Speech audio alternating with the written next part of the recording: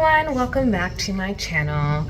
I just came back from my morning walk along the Danube and I wanted to share how I love living by bodies of water.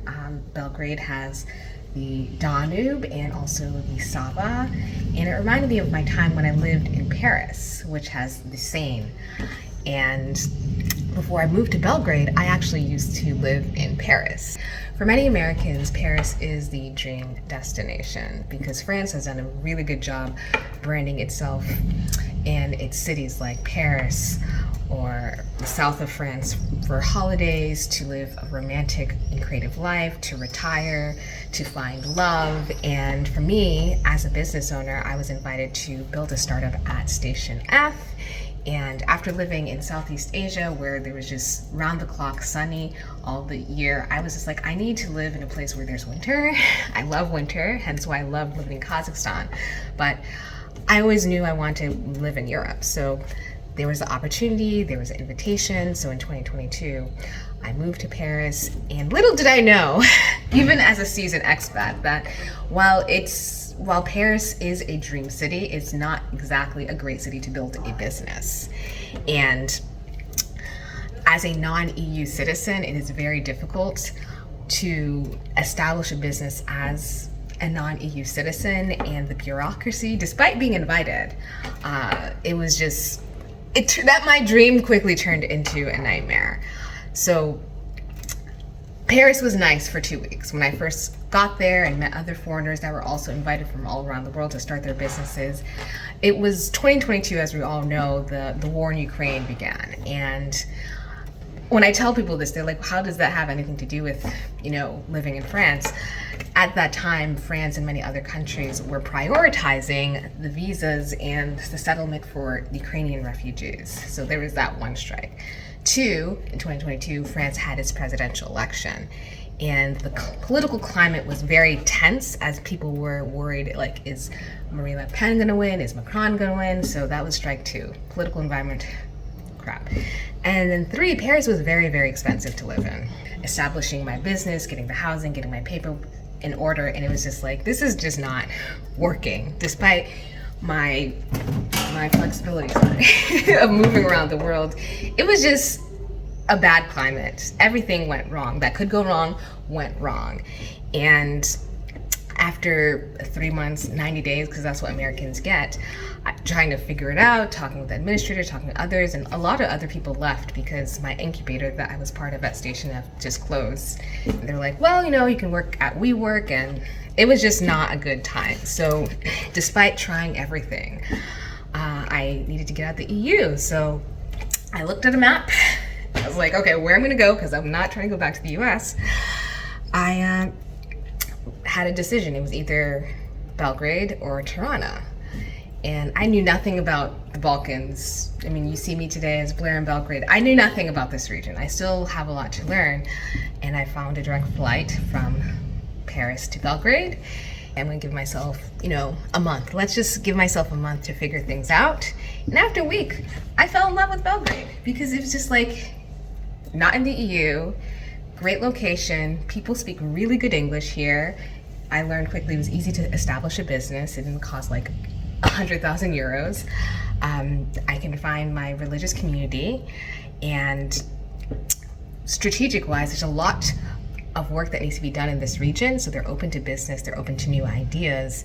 And that's perfect because living in an advanced economy like France, or even when I lived in Singapore, and I'd spent some time in South Korea, like with advanced economies, they're not as open and flexible with new ideas. And you have to have a lot of money to establish yourself as a business, also by sponsoring your own visa. So Belgrade worked perfectly for me. It had everything that I'm looking for, even romantically. Like when I was in Paris, people think it's the city of romance. I tried dating, it was just, I was an invisible woman. And despite being an American, because I have a lot of American privilege, Paris, or at least France, they do love Americans. A lot of Black Americans for decades have gone there because they want to escape the racism in the US. But aside from being an American, when people hear me talk, they're like, okay, she's American.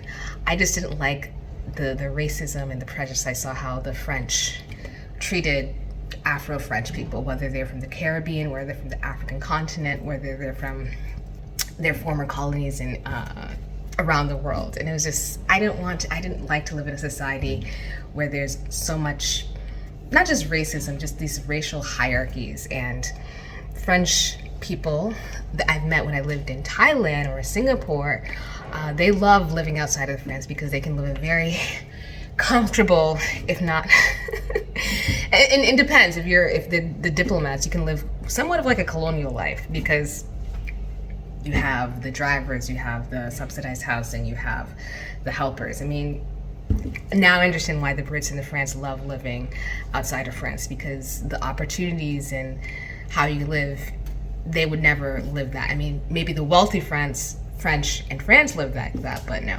So for me, I want to live a comfortable life, a high quality of life, and that was just not happening in France. And I was just like, I did not leave my home to struggle in another country. So Belgrade just kind of worked best for me. The more I stayed in Belgrade, the more I fell deeply in love with the people, the way of life, the opportunities, and I had my first afternoon tea party at Hotel Moskva in July 2022.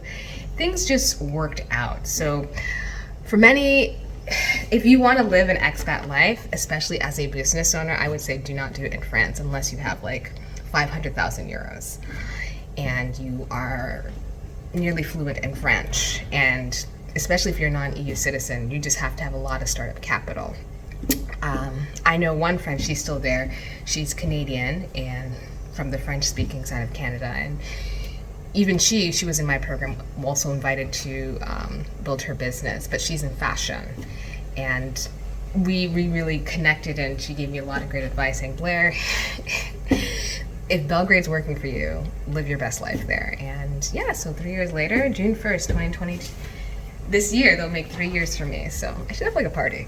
So that's my story. So Paris is nice for a holiday, nice to shop, but it is not a nice place to build a business. As a foreigner, as a non-EU citizen, even a lot of French friends I've met in Bangkok that worked a great corporate career, they reached a glass ceiling, and they just could not hack it in Paris because of institutional racism or just the limited ability to really scale and make a lot of money. So I live my best life here in Belgrade, and while there are challenges, I'm still educating the world about Serbia and how it's modern. It's a great place to live as an expat. It's a great place to build a business. A lot of people still have this poor perspective that Belgrade or Serbia is like what they saw in the 90s and the NATO and all that drama.